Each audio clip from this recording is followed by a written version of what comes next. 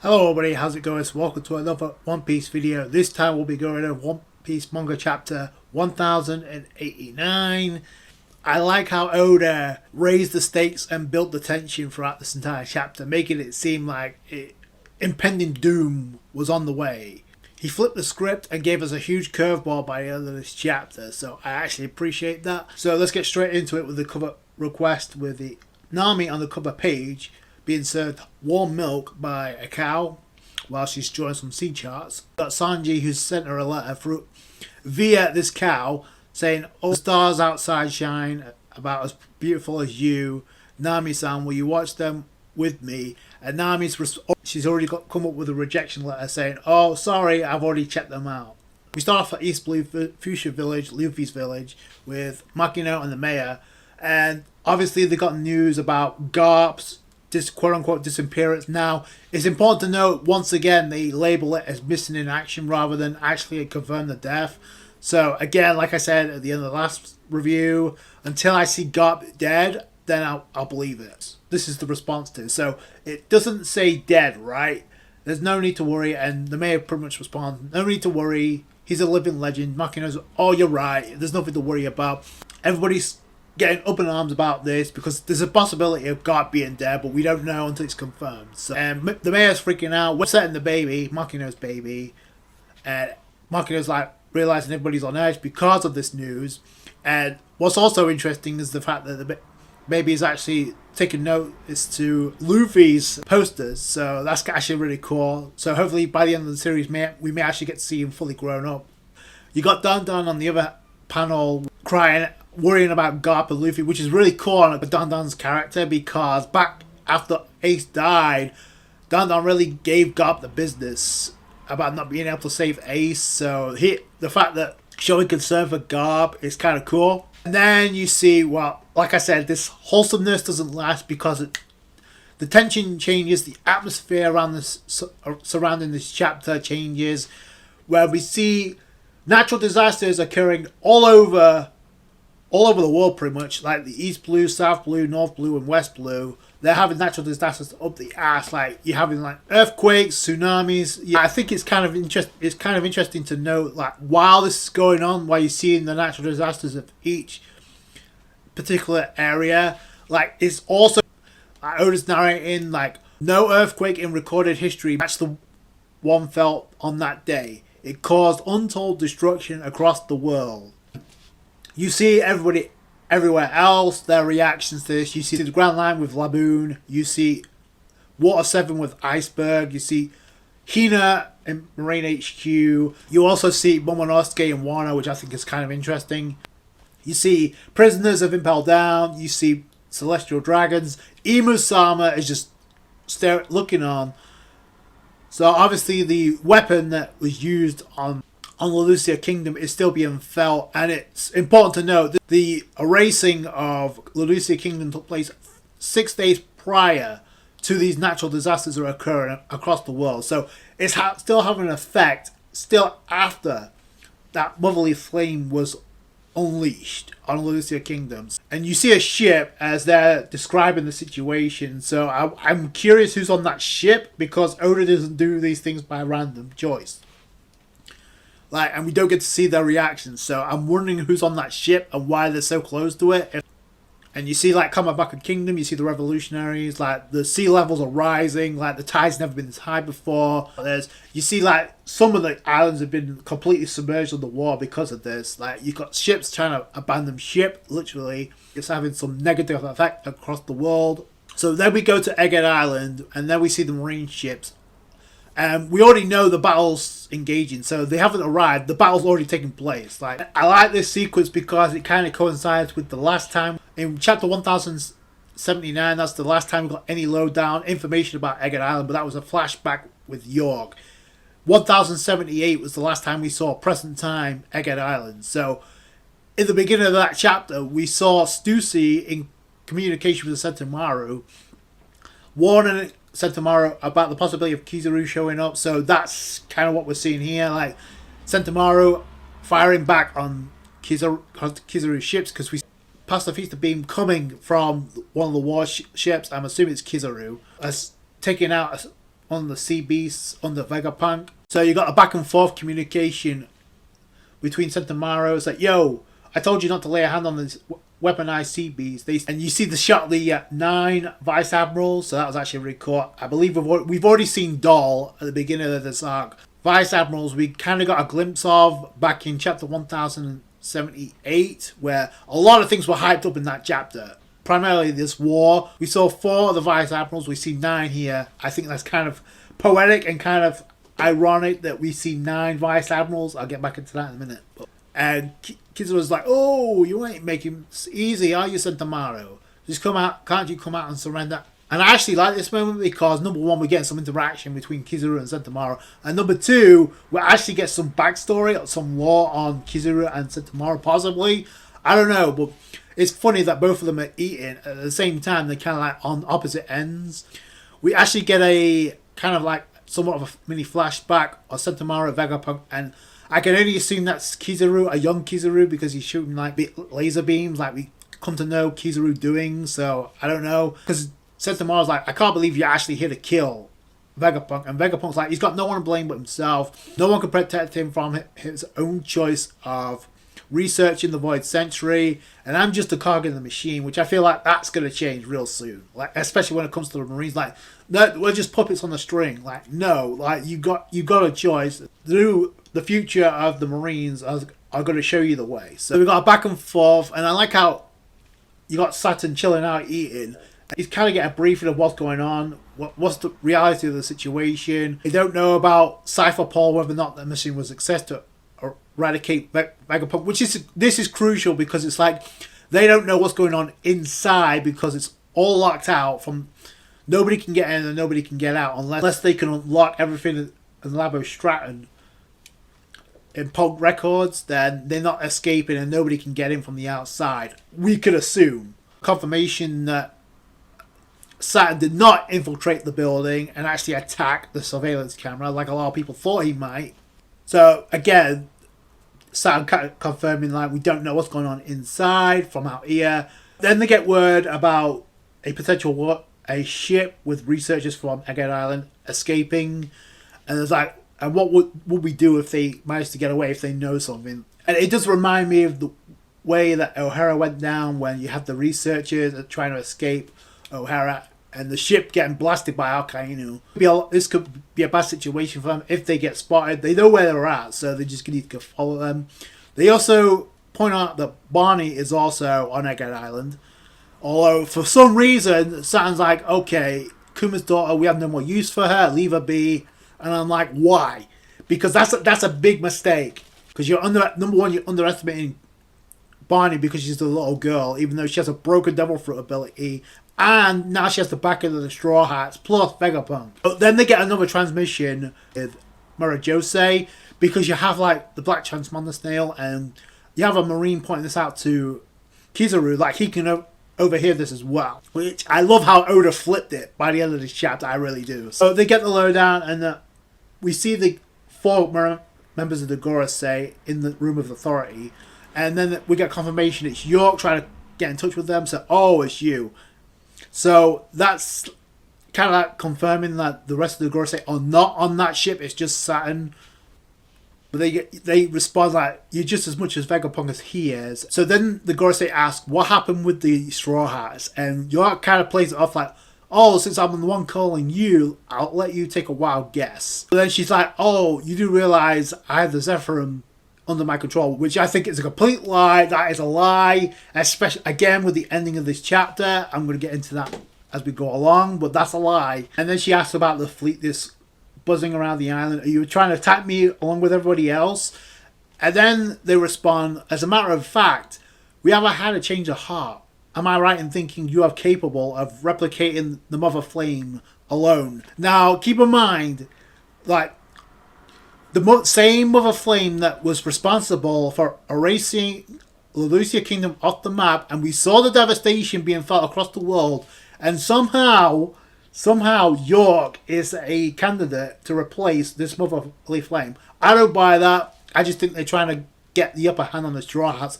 Then they're going to kill her because York says in response, oh, well, you look at that, you really do want something from me. So either way, it's what you want.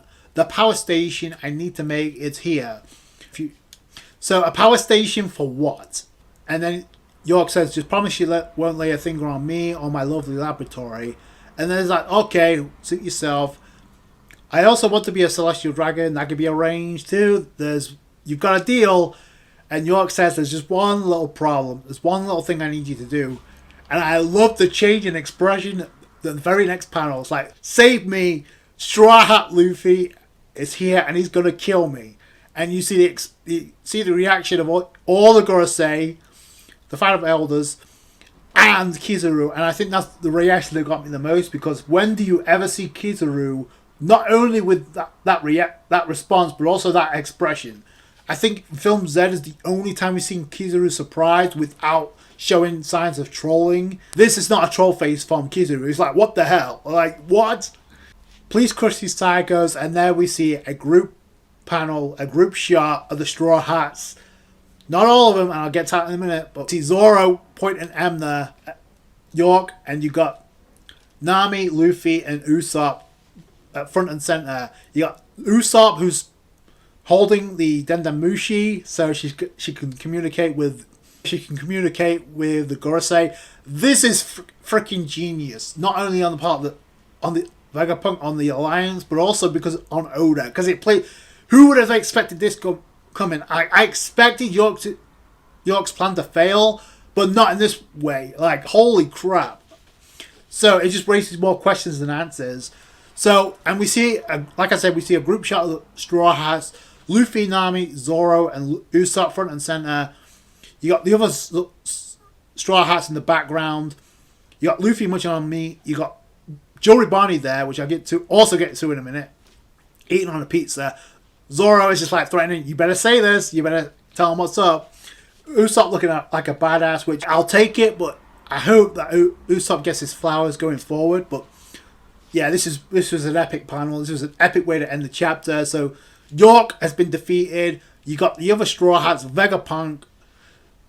However, but Robin is missing. Like, Robin is not there with the rest of the Straw Hats. It is done by complete design by Oda. Like, this was not an oversight. No way. And the first thing to note, and I'll touch on this firstly because there's a couple of things to go over in this panel.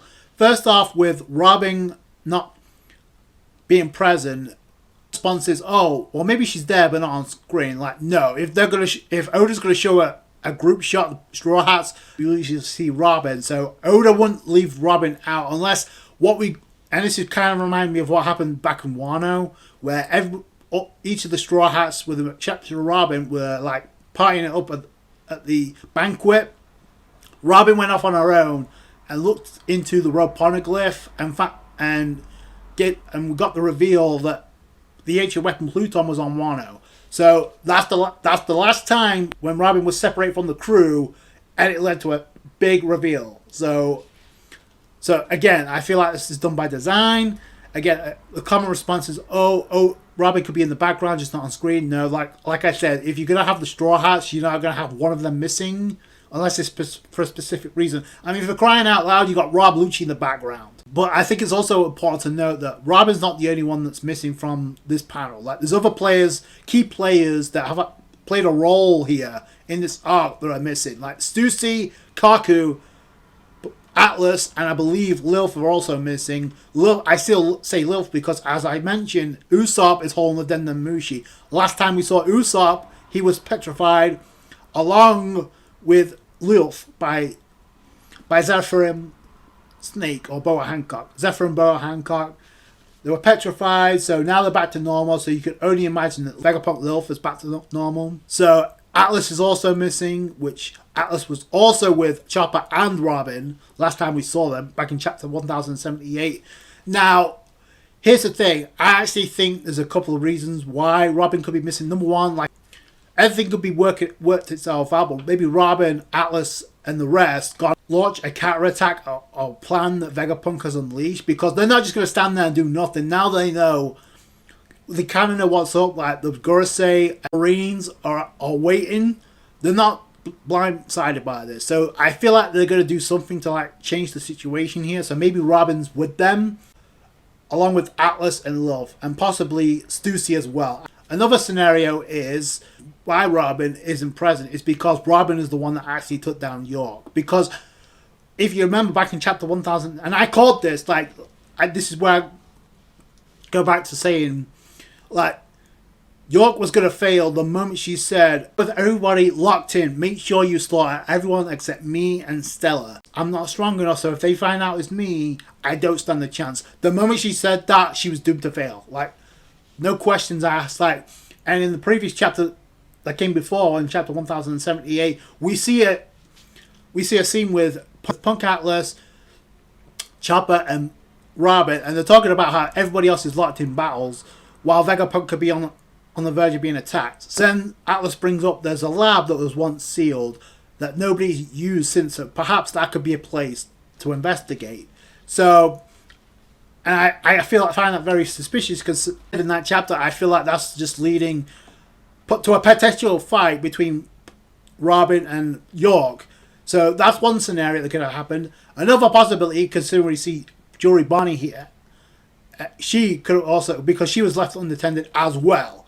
And I feel like she could be a key player that ends up defeating York and stopping the plans. So either way, I'm kind of cool with, because it means that Robin's going to have a bigger role, like I thought she would. Out of the entire Straw Hats, 56, she learned that Soul was technically alive. In my eyes, that's a big enough reason to fight for Vegapunk. So maybe Robin did take down York off screen. We're probably going to get the answers to this in a flashback. I think it's kind of warranted, because there's a ton of questions I have. First off, the fact that Bonnie and Vegapunk are standing side by side. Jory Bonnie was literally threatening to kill Vegapunk if Vegapunk didn't spill the beans about Kuma. I feel like Bonnie's already been filled the blanks of what went down with Kuma.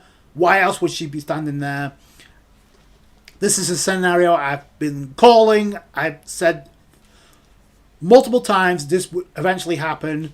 What do you know? The fact that Usopp is no longer petrified kind of makes me wonder, undid the petrification? Because Zephyrium Boa Hancock, Zephyrium Snake is basically a clone of Boa Hancock, along with the Devil Fruit plus the Lunarian DNA.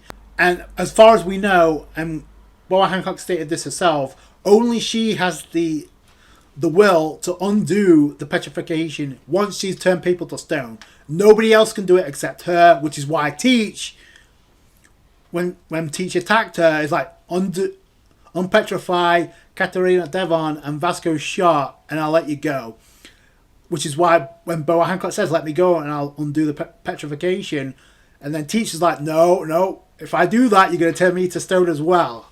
And realizing there's nobody else that could undo it, because even if she's killed, the next inheritor of the Meronami that inherits that devil fruit cannot undo the petrification. That is stated. If Zephyrium Snake, Zephyrium Boa Hancock, is a clone of hers, then you would imagine the devil fruit and the properties existing are the same as well, which means only she has the ability to undo the petrification. See where this is going? So this is leading to one or two scenarios. Either one, somebody overwrit the commands of the Zephyrium, because we also see Luffy is no longer punching away at Kuma, or Zephyrium Kuma, anymore. This is a possibility as well, that maybe Zephyrium Snake actually decided on her own to undo the petrification, or maybe it has something to do with an interaction involving Luffy. We don't know. This could have turned a number of different ways. I'm curious to see how this played itself out, how we got to this point. I'm pretty sure the next chapter is going to be Oda explaining this in a flashback. And I wonder what Rob Lucci and Kaku are going to do from here on in. So I think Robin may have something to do with either the downfall of York or something that counteracts whatever the Marines are doing right now. Like I said, Oda played with our expectations, raising the stakes. We get into the action with Egghead Island. Now we're on course. Now we're back. And we can finally experience this epic war that Oda hyped up almost 10 chapters ago. And the fact we got 9 Vice Admirals, that's not a coincidence. That's again done by design, by Oda. I believe there's 2 female Vice Admirals. Doll we've already seen, and we see another one. So, I don't know, and Also to note, one of the Vice Admirals is holding a katana. So go figure. I don't know if the one with the long beard is also holding the sword, or if he's holding the musket. I don't know if what weapon that is. But you also have Kizaru. So is Kizaru going to fight Luffy 1v1, or is Saturn going to get involved? And guys, place your bets. Who do you think Rob is going to fight? My money's on Doll. So let me know what you guys think down below. I thought it was a great chapter. He flipped the script with the ending of this chapter. I'll tell you that. Such a breath of fresh air to actually get back to Egghead Island after so long. That's going to do it for you guys. Thank you so much for watching. Let me know what you guys think down below. I appreciate all you guys' support. Subscribe channel for more One Piece. Catch you guys later. Thanks guys. Bye.